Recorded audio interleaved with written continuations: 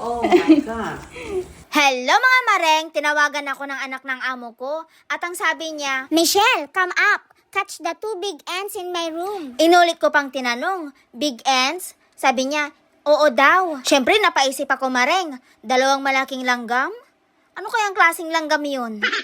Kaya ako inakyat itong hagdan kasi yung 2 malaking langgam nakita daw niya dito sa may kesame. Nakita daw niyang lumilipad dito sa may bandang ilaw. Oo mareng, lumilipad daw. Kumuha ako ng walis para pangbugaw para lumabas. Baka kasi nagtatago dito sa may mga sulok. Tinanong pa ako ng amo ko kung hindi daw ba ako takot. Ang sabi ko, no. Siyempre, wala akong inaatrasan mareng. Dapat lagi akong bida-bida. Pero wait lang mareng, wala pang lumalabas. Saan kaya nagtatago mga yun? Kailangan kong mahuli mga yun kasi takot na takot yung amo ko. At saka pag nahuli ko yun mareng, di syempre, bilib na naman yung amo ko sa akin. At bumilib na nga yung amo ko mareng kasi mission complete. Nahuli ko na yung 2 langgam na pinapahuli niya sa akin mareng. Yung isa kanina, hindi ko na nabidyoan kasi na-excite ako. Tinanong ko yung amo ko mareng kung itutumba ko na ba to. Itutumba? Parang ano lang ah. Pero wag daw, pakawalan ko daw. Sana lang talaga wag nang bumalik mga yun. Kasi kapag bumalik pa yung mga langgam na yun, hindi na sila makakalabas ng buhay. Pinapaluto sa akin ng amo ko tong mais, pero may naalala ako mareng.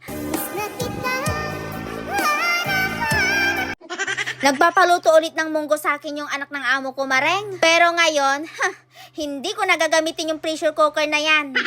Kasi may phobia na ako sa pressure cooker. Baka sa susunod ay tuluyan ng masira. Makapadarian gamitin, Venas. Nabasa ko sa mga comment nyo na hindi dapat niluluto sa pressure cooker yung munggo. Syunga-syunga ang mareng nyo. Kaya ngayon, dito ko na sa ating ko iluluto.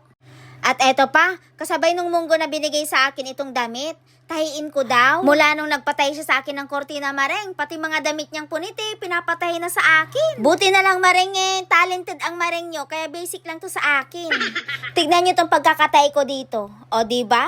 Masyado kong ginalingan. Not so perfect, pero okay na. At least, natahi ko yung butas. At eto naman, dito sa may bandang zipper yung tinahi ko. Kanina nakabukato, pero ngayon, hindi na.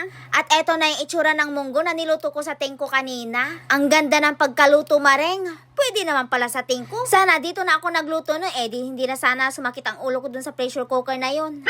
Anyway, nilipat ko pala dito sa may kalan kasi lalagyan ko pa to ng asukal. Saglit ko lang naman to lulutuin dito. Kapag natulaw na yung asukal, tapos na. Finish na. Ganito lang kadaling lutuin yung green bean soup na para sa anak ng amo ko. Ang bilis lang lutuin. Kung sa atin to sa Pinas, lagyan mo lang ng daon ng malunggay, chicharon, at saka bagoong, ulam na. Pero dito sa amo ko, lagyan ko lang ng asukal, di may soup na sila. Aba mareng, magkaka-diabetes naman yata sila niyan. Ang dahil mo nang nilagay na asukal, aba.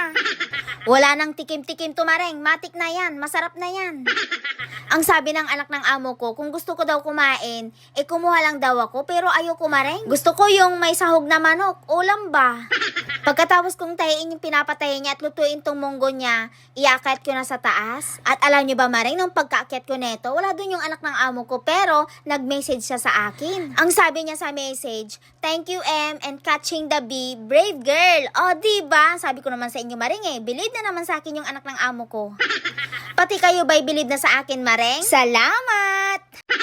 Sa pagod ko ngayong araw mareng, deserve ko mag-ulam ng masarap. Pinirito ko na yung bigay ni Ate Meme na karning tupa. Salamat. At saka nagprito na rin ako ng okra. O diba? Perfect combination. Pero tignan nyo naman, ang dami kong pawis. Dahil ang init doon sa pinaglutuan ko mareng, akala mo parang impyerno. Pero masarap naman yung ulam ko ngayon, kaya di bali ng mahagard sa pagluluto. Basta makakain lang ng masarap. Nahinog na rin pala yung mangga na pinabili ko kay Ate Reka. Pinahinog ko talaga mareng kasi maasin nung hindi pa hinog. Pero ngayon lasang abukado na.